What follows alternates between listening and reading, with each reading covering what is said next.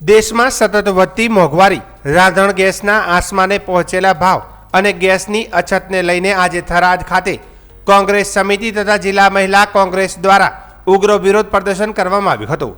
કોંગ્રેસના આગેવાનોને મહિલા કાર્યકરો રસ્તા પર ઉતરી સરકાર વિરોધી સૂત્રોચ્ચાર કરી પોતાની નારાજગી વ્યક્ત કરી હતી। પ્રદર્શન દરમિયાન કોંગ્રેસના નેતાઓએ આક્ષેપ કર્યો હતો કે દેશમાં સામાન્ય જનતાને પૂરતા પ્રમાણમાં ગેસના બાટલા મળી રહ્યા નથી। જ્યાં ગેસ ઉપલબ્ધ છે ત્યાં કાળાબજારી ચાલી રહી છે અને જેના કારણે ગરીબ તથા મધ્યમ વર્ગના પરિવારોને ભારે હાલાકી ભોગવવી પડી રહી છે।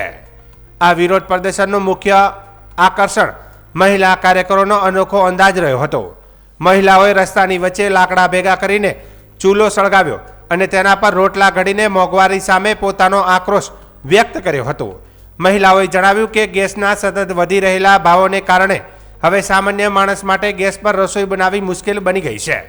આ કાર્યક્રમમાં થરાદના પૂર્વ ધારાસભ્ય ગુલાબસિંહ રાજપૂત, માંગીલાલ પટેલ, આબાભાઈ નાઈ તેમજ જિલ્લા મહિલા પ્રમુખ ગીતાબેન નાઈ સહિત મોટી સંખ્યામાં કોંગ્રેસના આગેવાનો અને કાર્યકરો અને મહિલાઓ હાજર રહ્યા હતા।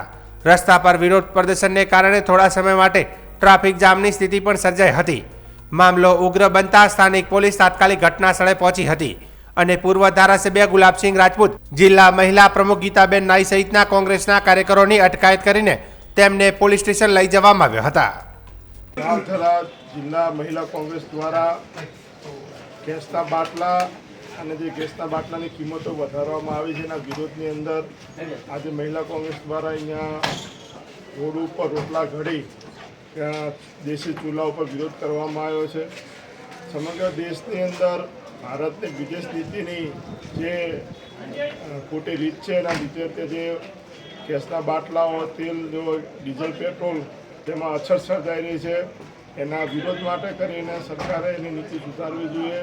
જે દેશો આપણા મિત્ર દેશો છે એની જોડે વેપાર ધંધા બંધ કરી માત્ર ટ્રમ્પ કે એ પ્રમાણે વેપાર ધંધા કરવા, એના લીધે આજે સમગ્ર ભારત દેશ મોંઘવારી અને આવનારા સમયમાં હજી પણ તો ઈરાનનું યુદ્ધ વધારે ચાલ્યું તો હજી પણ આ ગેસના બાટલા કે પેટ્રોલ ડીઝલમાં ખૂબ મોટી અછત સર્જાવાની છે। એના વિરોધ પ્રદર્શન મહિલા કોંગ્રેસે રાખ્યું છે। કેન્દ્ર સરકારમાં જે એલપીજી ગેસની અછત થાય છે, આખું ભારત લાઈનમાં ઊભું છે।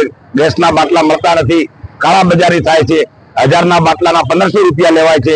આવા સમયમાં કોંગ્રેસ પાર્ટી દ્વારા, મહિલા કોંગ્રેસ દ્વારા આજે જન આક્રોશ સભા કરેલ હતી અને રસ્તા રોકો આંદોલન શરૂ કર્યું હતું ગેસના બાટલા બાબતે।